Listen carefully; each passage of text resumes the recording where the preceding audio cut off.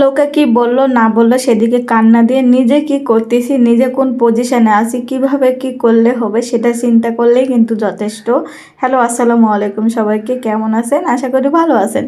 আজকে মনে হলো যে আমার বিছানার চাদরটা খুবই নোংরা হয়ে গেছে, পরিষ্কার করা দরকার। তো আমি গেছি জানালাটা খুলতে, তার সঙ্গে তো আমার মেয়ে আছেই। ও মানে কাজে হেল্প করতে চায়, পারে না, কিন্তু ছোট বলে তাও যে হেল্প করতে চায় এটা শুক্র আলহামদুলিল্লাহ। কে কতটা এবার চাই। তো যাই হোক, ওদিকে জানালা খুলে দিয়ে আমি বিছানার কভারটা চেঞ্জ করলাম। তো দেখেন, এই দেখেন নতুন কভার আমার হাজব্যান্ড দ্বিতীয়বারের মতো কিনে দিয়েছে। ও মানে বিছানার চাদর কিনতে চায় না, ওর কথা যে ছোট বাচ্চা যেহেতু আছে সেই জন্য আর কি, যে কিনলে নোংরা করবে, পুরাতন হয়ে যাবে, ছিঁড়ে যাবে। তার চেয়ে যেগুলি নোংরা আছে ওগুলি ব্যবহার করো, ছোট মানুষ ও বড় হোক তারপরে। তো পরে মনে হলো আমার হাজব্যান্ডের বালিশটার মধ্যে একটু তুলো ভরা লাগবে, তো আমার হাজব্যান্ড আনে দিছিল তুলো, কিন্তু আমি মানে মনের ভুলে ভরাইছিলাম না, সেই জন্য আজকেই ভরালাম। ভরাই এদিকে আমার মেয়েকে খাইতে দিয়ে গেছিলাম, ও খায় নাই। ও নিয়ে বসে আমাকে ডাকতেছে যে তুমি আসে আমাকে খাওয়াই দাও। তার কি করার, মা যখন হয়েছি তখন তো করতেই হবে, তাই না? সেই জন্য সব কাজ ফালাই রেখে এসে মেয়েকে খাওয়ানো শুরু করছি, কারণ ছোট বাবু যত তাড়াতাড়ি খাওয়ানো যাবে তত ভালো, শরীরের জন্যও ভালো, মন ভালো থাকবে, আর মায়েদের কাজ করতে দিবে। সেই জন্য আমি কোনো কথা বাদ নেই, মানে যে কোনো কাজ করতে লাগলো, যদি মেয়ে বলে যেটা খাবো তাহলে আমি সব কাজ ফেলে দিয়ে তারই আগে সামলাই। যে কারণ ও ছোটো বাচ্চা, ও তো সেইভাবে বলতে পারবে না, ও যেটা চাইবে সেটা দেওয়া উচিত, বিশেষ করে খাবার।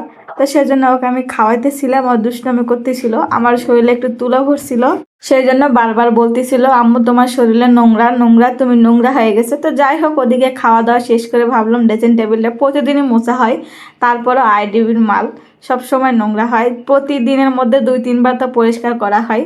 তো আমি পরিষ্কার করতেছিলাম, তার মধ্যে আমার মেয়ে হেল্প করতে আসলে, ওর মাথার টুপি দিয়ে ও হেল্প করতেছে। তো আলহামদুলিল্লাহ। তো যাই হোক, ওদিকে গোছাগাছি করে এদিকে আসছে ওয়ার্ড্রোবের উপর। যেহেতু প্রতিদিনই মোছা হয় তারপরে দেখা যায় যে নোংরা হয়ে থাকে, তো প্রতিদিনের কাজ প্রতিদিন করতেই ভালো হয়। তো সেই জন্য আমি গোছাচ্ছিলাম, তো এর মধ্যে আমার মেয়ে বলতেছে টিভি দেখবো। আর নিজে দেখতেই পাচ্ছেন কত রকমের পুতুল, চেয়ার, খেলনা, ওর সব খেলনাপাতি এই বেডরুমে ভরা থাকে। আমাদের বেডরুম না, এটা ওরই বেডরুম ভাবা যায়। তো যাই হোক, ও ছোটো মানুষ, এখন ও তো এরকমই হবে।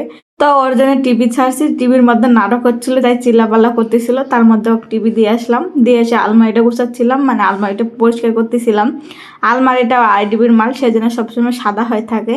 তো যাই হোক, এদিকে মোছামুছি শেষ করে আমি ঝাড়ু দিতে লাগিয়ে গেছি, যেহেতু নতুন বাসা এটা। এদিকে আমার বারান্দা সবসময় রোদ থাকে, সারাদিনই বলতে গেলে রোদটা থাকে। তো একদিক দিয়ে ভালো হয়েছে, শীতের সময় আর ছাদে যেতে হয় না, ছাদের জন্যই কিন্তু এই বাসায় আসা। খালা শাশুড়ি থাকে না যেহেতু, এই বাসায় ছাদ আমি ইচ্ছা মতো ব্যবহার করতে পারবো, সেই জন্য আসছিলাম। যাই হোক না কেন, বারান্দায় যেহেতু রোদ আসে সেজন্য অত যাইতে হয় না ছাদে। তো যাওয়া তো লাগবেই। কেমন হলো অবশ্যই কিন্তু জানাতে পারেন।